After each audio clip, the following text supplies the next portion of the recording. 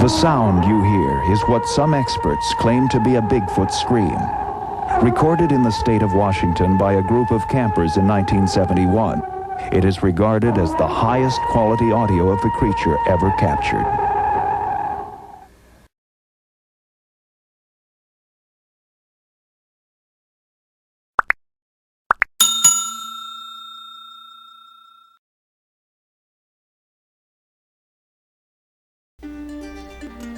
Hello! Welcome to Bigfoot Real Encounters. We're glad to have you stop by.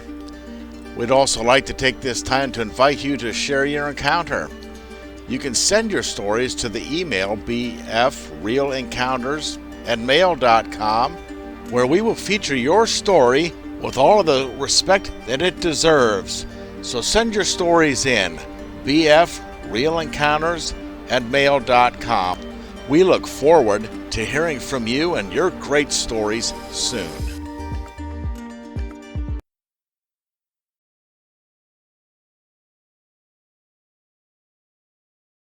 Hello again, everybody. It's time to get a couple of emails in today. Our first one is from Nathan. And Nathan says, I've been watching your videos for a while now, and I've been an avid cryptologist since I first heard about the Jerry Crew and Andrew Gonzalez incident. Now, I've always been interested in the lore of Bigfoot, but I've always been a bit doubtful of his existence. That is, until around midnight 2 weeks ago, where me and my friend Rod were going camping in the southern area of Williams Woods down in Indiana. We were having a relatively normal trip up until then, making s'mores down on a couple millers, until while we were hiking, I slipped a bit down a little landslide thing. By the time I had gotten back up, Rod was out of sight, which wasn't too surprising since his hearing is shot, but annoying, as this guy never thinks to look back on these hikes. By this time, he should know I'm clumsier than most. That's beside the point, however, as this story is about Bigfoot and not my friend Rod. So as I began to get my bearings, look around, and realize I don't know which direction the tents are in. So like any moron, I begin to wander around aimlessly instead of waiting for help. I watch as the sun lowers and the moon rises, while I still have no idea where I am. But as I wander aimlessly through the woods, I hear some weird noises throughout the woods. So I pull out my trusty snub nose and decide to try to figure out what is making that noise. As I approach, I begin to notice that first off, the noises sound sort of human-like, but with some weird kind of twist. I didn't really get it at first, but once I got a glimpse of the beast, I knew exactly what it was that I saw. A large-footed, very hairy, humanoid creature. And I thought back to the intros of your videos, and I realized what exactly I was hearing. I was face to face with a real, genuine Sasquatch. Of course, like most encounters with the Bigfoot, it was short-lived, as he disappeared from my sight as fast as he entered it. Even after the event has passed, I'm still shaking.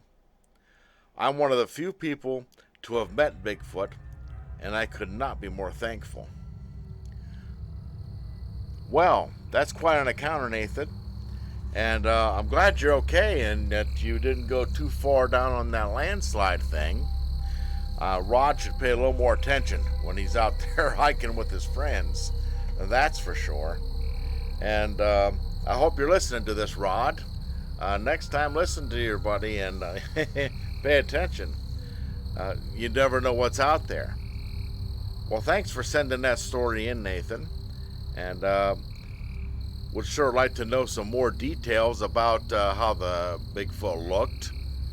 You know, I mean, there's different colors of hair these things have. About how tall did you think he was? The sounds that you heard. Were there screams? Were there moans? We would love to get some more details. Feel free to send those in. We would love to hear them. And once again, thanks for sending in your encounter. You know, these things are all over the place. All of the lower states, up in Canada, many places around the world. And people have encounters with them all the time. We're not going to learn about these things unless we spread the word ourselves. There are government agencies that deny their existence.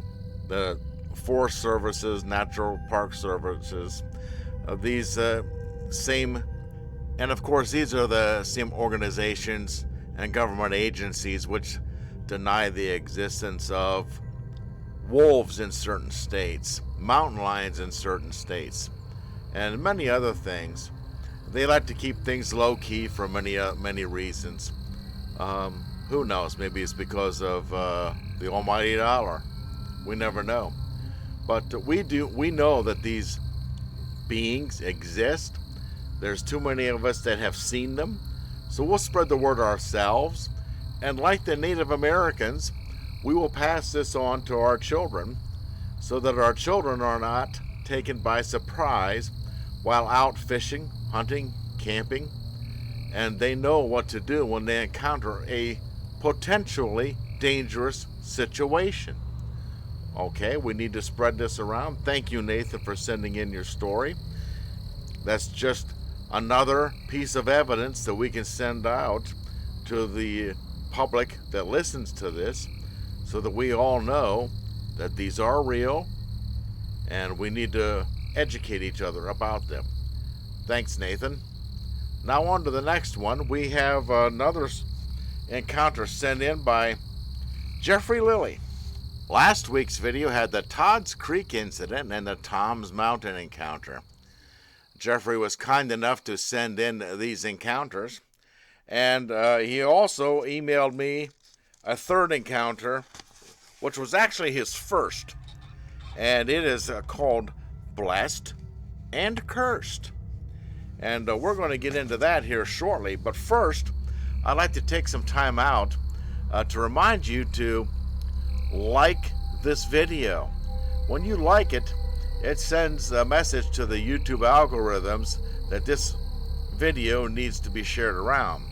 Without enough likes, the new algorithms that YouTube has been using, they don't recommend the videos of people with over 1 million subscribers.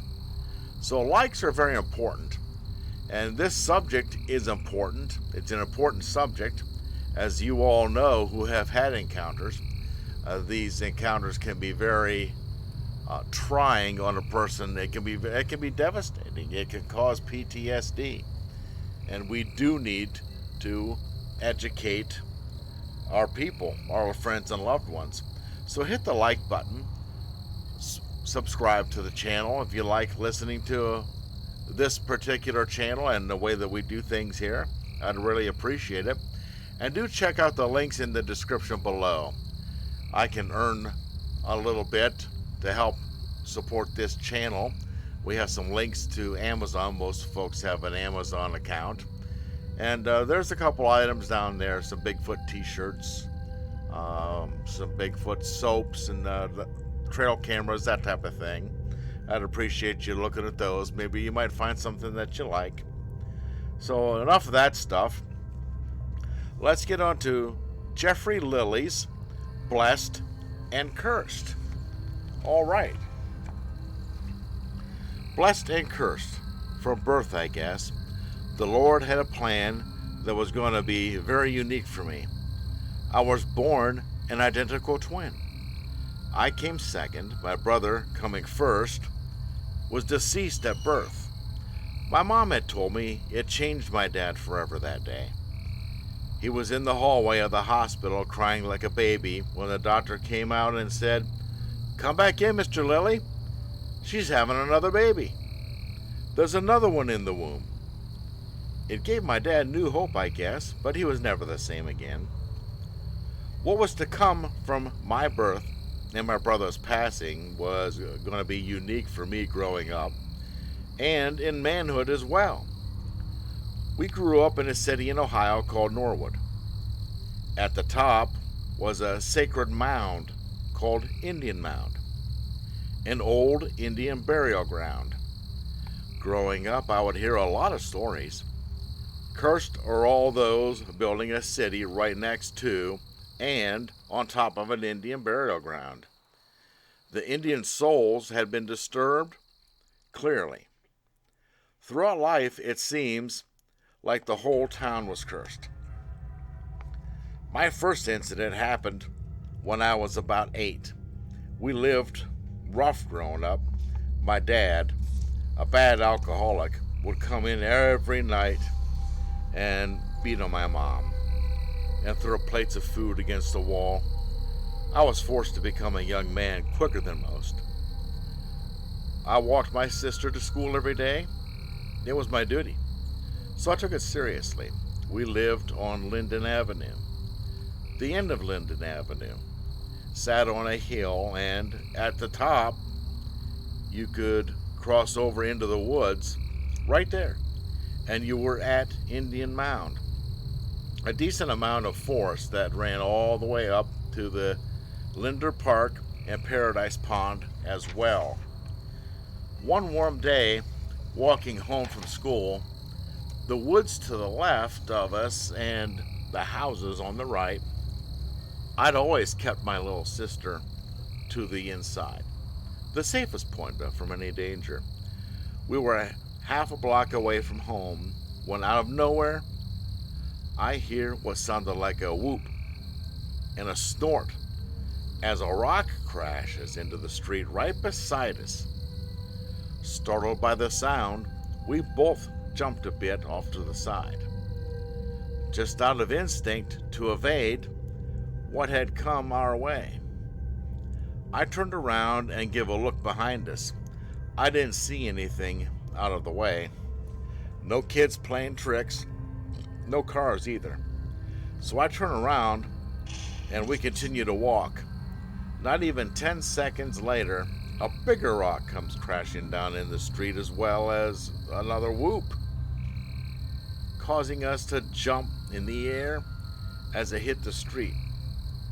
My sister was really afraid at this point. I look over towards the woods this time, and what I envisioned next was frightening. Standing in between a cut of the woods was a creature, black and light gray hair coming off its arms and 2 legs, a dark tan leathery face, but mostly hair on its face though. Not much skin showing, like I said. It moved so defensive to not be spotted, and it had a huge muscular build as well, about 7 to 8 foot tall, pushing 600 pounds. It was moving left to right, its arms shaking 2 small trees that were a bit taller. As it moved back and forth evasively and methodical, this thing was quite scary. The build of this thing, just even seeing it vaguely, was frightening for kids our age. I turn to my sister and say, "Run, now don't look back." As I grab her hand and we bolt off around the corner and down the hill to our house, as I bust through the front door, I run into the kitchen. I tell my mother, "Call the police now. There's a monster up on Indian Mound, Mom." Growling, whooping, and throwing rocks at us. It was trying to hit us. As my mother turns, she gives me a look and says, "Kids these days, you're all crazy." She paid it no attention and told us to go to our rooms and do our homework. I remember being so damn mad that she wouldn't believe us. And now, because of that, we may be taken during the night from our beds by this thing, that it would surely track us down and come through our window and take us. Or it would come out of the woods and grab us the next day on our way to school or on the way home. We were so traumatized But what had happened, we never went that route ever again. Ever. I'd heard the stories, but these creatures were supposed to be deep in the woods. Not woods like ours. I mean, there were a lot of woods in Norwood, but there was a lot of city as well. All the woods ran along the outer edge of the city, conformed in a full circle, and the railroad tracks ran right smack through the middle of town, from the north side through to the south side. So I figured this creature had to have traveled here and just didn't want to be seen that day. This was my first encounter. I'd have 2 more encounters with these creatures in my life, and the next one will come later as a young adult while fishing with my best friend up by Lake Cowan, northeastern Ohio. Wow, now that's scary. Thank you again, Jeffrey. We really appreciate the stories that you've sent in. And, this one here touches on some things that I have said in several of my videos. Parents, listen to me. If your children come in and say that there's a monster in the woods making noises and following them home, pay attention. Do you hear me? Okay, maybe their imagination got the best of them, and it is not a monster. But you had better pay attention, because it may be something worse than a Bigfoot. What if it's a human? A bad person? They are out there. You know this. Never brush your children off when they come to you frightened. You have got to have their back. You have their trust. That's why they come to you. Always take your children seriously when they come to you with a fear. Never brush them off. Too many children do, in fact, disappear on their way to school, on their way home from school, and yes, children do disappear out of their bedrooms in the middle of the night without explanation or clue. Reference David Paulides, Missing 411. I'm sure most of you have some familiarity with this. It happens. So parents, have your children's back. This is your first and most important responsibility. Never brush them off.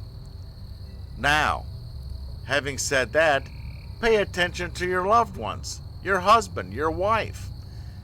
If they say something is in the woods following them home, listen to them.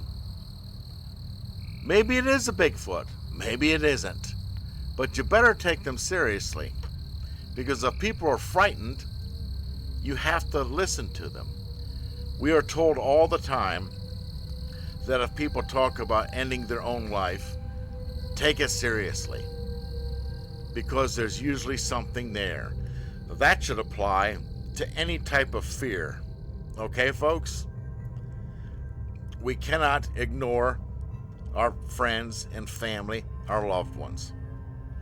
All right, I guess I kind of went off on a rant there, but we do know things happen. We do know that there is more out there than we are led to believe. And it's not just Bigfoot. Most cases, Bigfoot have been friendly, done kind deeds, but there are other things out there other than Bigfoot. That's for other channels, other speculations, and other evidences. There have been incidences of Bigfoot standing in the way and protecting humans from some of these other things out there. Regardless, there have also been Bigfoot, Sasquatch, who have done some harm and damage. So, let's all be aware that they exist. If you go into the woods and get the creepy feeling, just leave. You could be too close to their children, their families. They could be angry at you. You never know. There could be floods coming, an earthquake on the way. These beings can sense these things. Regular animals can sense these things. Pay attention to your surroundings. And if you come across anything, hear anything, see anything, be sure to let us know here at Bigfoot Real Encounters. Send it to bfrealencounters@mail.com. You will not be made fun of. You will not be disbelieved. You will, in fact, be believed. We'll take you at your word. We will faithfully report your stories, your incidences, your real encounters here. Thanks once again. We'll see you in the next one.